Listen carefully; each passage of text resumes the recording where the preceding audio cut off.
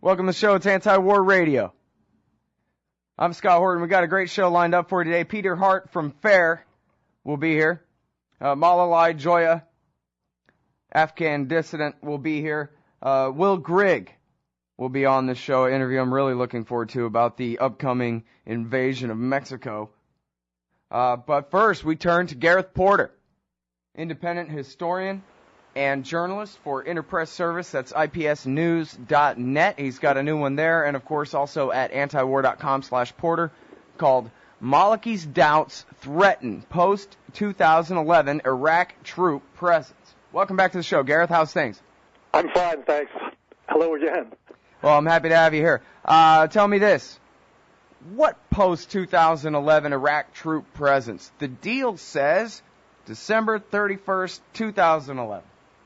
Right. This is the requirement of the withdrawal agreement between the U.S. and Iraq in November of 2008. That, of course, is signed by the Bush administration. And as I think your listeners all know, the military has been campaigning, military and the Pentagon, including Secretary Gates in particular, have been campaigning ever since Obama was elected to make sure that he did not, in fact, carry out the letter of that agreement, and certainly that he would continue to station troops after the end of 2011, as the military had wanted all along. That was the intention of the Bush administration, of course, from the beginning of the Iraq invasion. They intended to have bases in Iraq that they could use to project power into the rest of the region. And so this has been a continuing campaign ever since late 2008 to make sure that U.S. troops would be stationed beyond 2011. And my story documents the two stages of this policy reaching the White House and getting tentative agreement, at least by Obama in September of last year, to go along with the stationing of some 15 to 20,000 troops, perhaps even more, if you include the unaccounted or unacknowledged, I should say, special operations forces in Iraq. The story documents the fact that Obama allowed the Iraqi government to be informed that the U.S. was ready to consider that a stationing arrangement if Prime Minister al-Maliki was going to send an official letter requesting that to the White House. And then, of course, the second part of the story, the second sort of update, is in February when the U.S. longtime ally in Egypt, Hosni Mubarak, was ousted from power. Then you get a second stage with Obama, the Obama administration informing the Iraqis that now the White House was willing to station 15 to 20,000 troops, provided, again, that they got an official letter from al-Maliki. All right, so the Pentagon has made no secret of the fact that they wanted to stay. You pointed out that great clip of Jim Miklaszewski on NBC News right at the time that Barack Obama was giving his first Iraq speech at Camp Lejeune there, where they said there's no way in hell that we're leaving. In fact, I think Miklaszewski was almost laughing, saying that, well, geez, I don't know what Obama's talking about. Here at the Pentagon, the consensus is we're staying for 20 years, at least. And right, so now you're telling me that Obama... From Ray Odierno to the Washington Post, Tom Ricks, in late 2008, in which he talks about needing 30,000 troops to remain in Iraq to sort of keep things stabilized. Odierno made no secret of the objective that he and his fellow generals, including, of course, Petraeus at that point, had in mind. To talk about I have Secretary that clip Robert here, Gates. I should mention again, he'll be my guest exclusively on Meet the Press Sunday. Talk about his role, a carryover, obviously, notably from the Bush administration, very active in the surge strategy. What role has he played in arriving at this decision about troops for President Obama?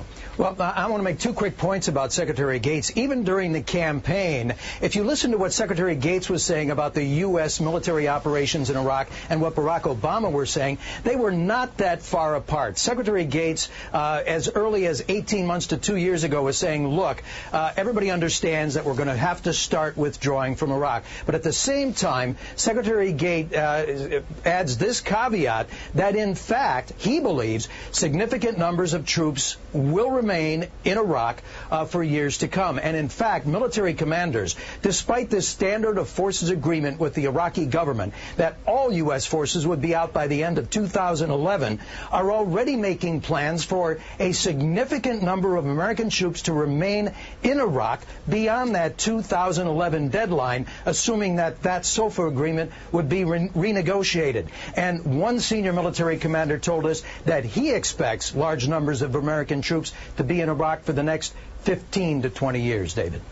All right, so that was that clip of Jim Miklaszewski there. He's NBC's longtime Pentagon reporter there, has his little office at the Pentagon. But so now, I guess back then, Gareth, you were explaining to me that you thought that the Pentagon was really pushing Obama, that he wanted to go, but they were going to try to make him stay. But it sounds to me like he's down for this now.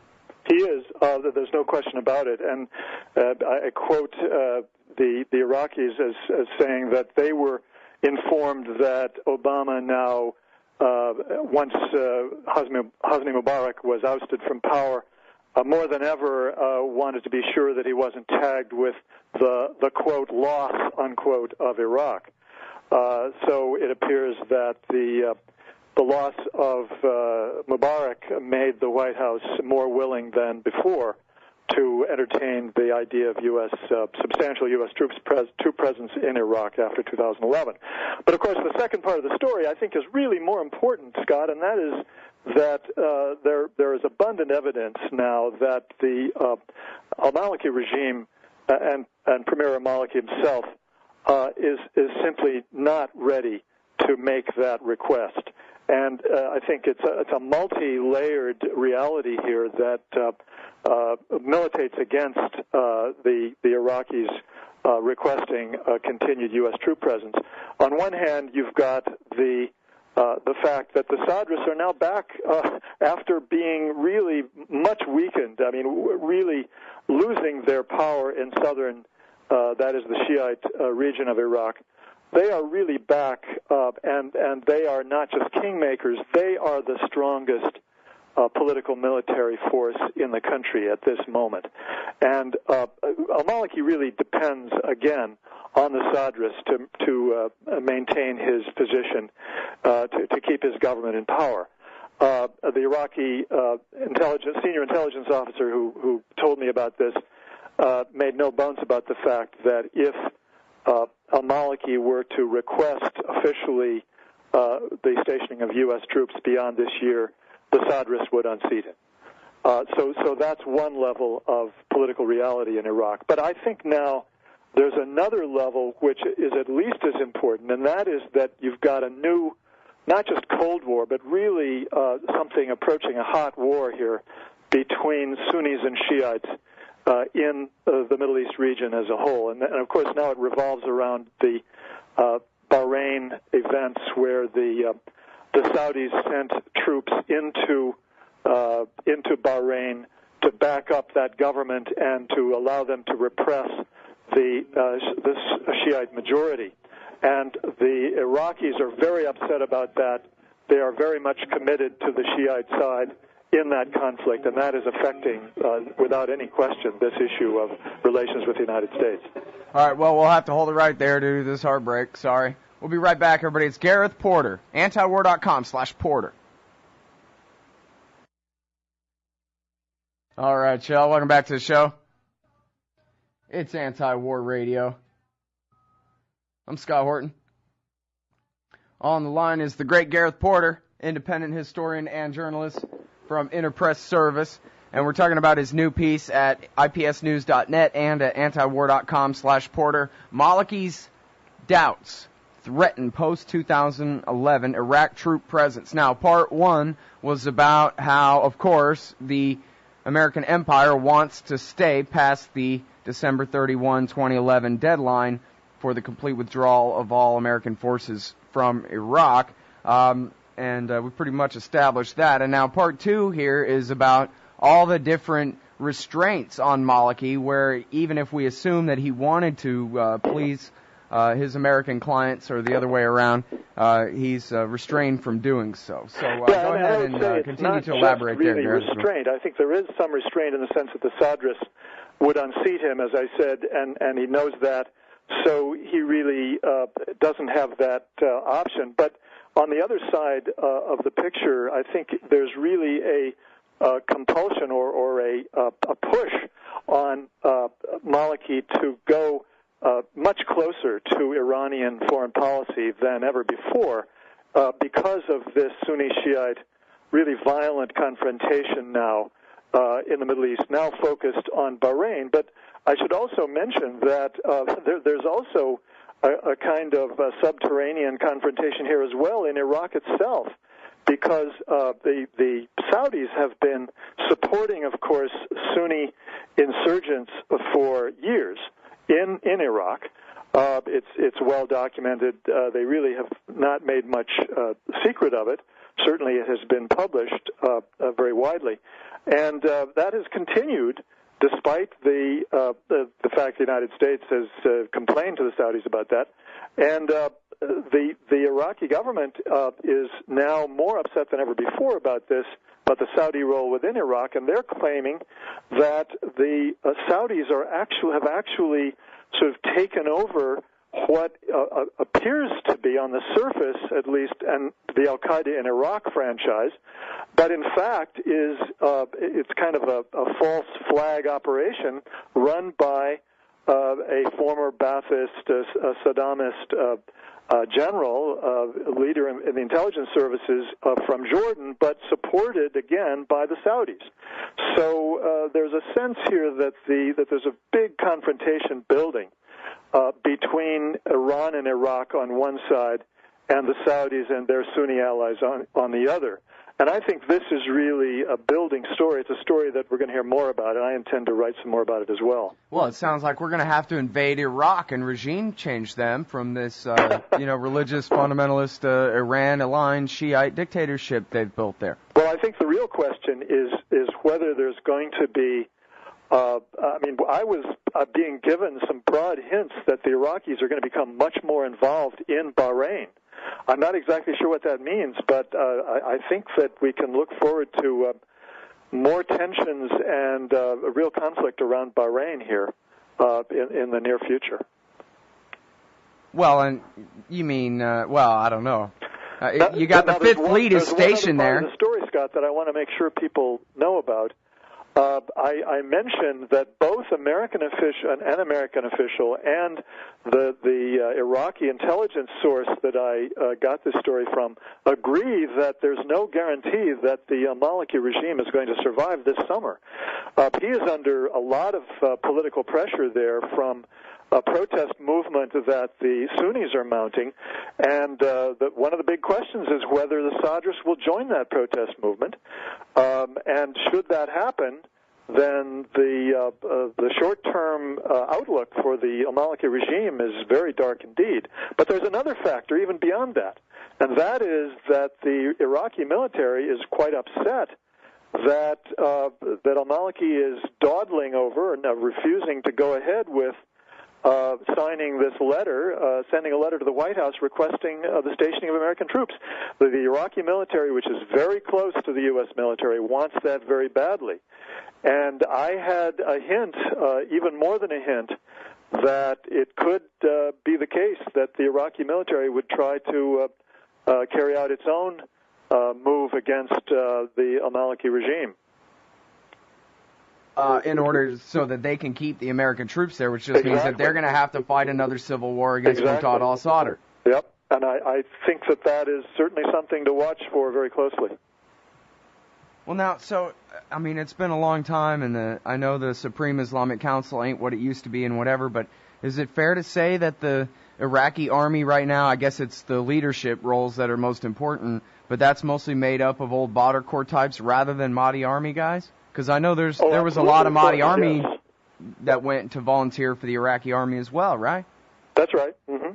Yep. Although there are some, there's some in key positions. There's some former Baathists as well.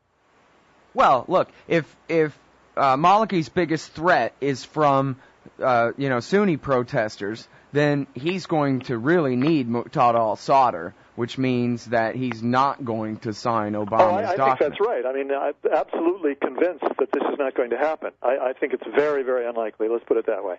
I would be very surprised if he were to move in that direction at this point. It just seems to me the factors are all lined up in the same direction. Mm-hmm. Well, now, in what way can America intervene in Bahrain without just immediately leading to a war with Iran? Well, I don't think it's an American intervention there. I think the Saudis are the ones that are the active force in Bahrain against the Shiites, and so this is really shaping up as a Middle East Sunni Shiite Cold War verging on hot war, or a Cold War with covert operations, obviously, as a key element in the conflict. And the question is just how far the Iraqis will go to combat the Saudi position in Bahrain, and it's not clear to me what they have in mind. That's something that I'm going to continue to follow. Mm-hmm. Well, so, I mean, I hate to say it, but really we're stuck with the same good news that we've had all this time, which is that this evil torturer, murderer, Moqtada al-Sadr, his the amount of power in his hands there is such that he's basically our best hope for not occupying Iraq forever, for really forcing us out of that country on the deadline, whichever way the rest of these politics go. Well, I think that's true, that Sadrist influence, Moqtada al-Sadr's influence, is a strong barrier to continued U.S. military presence.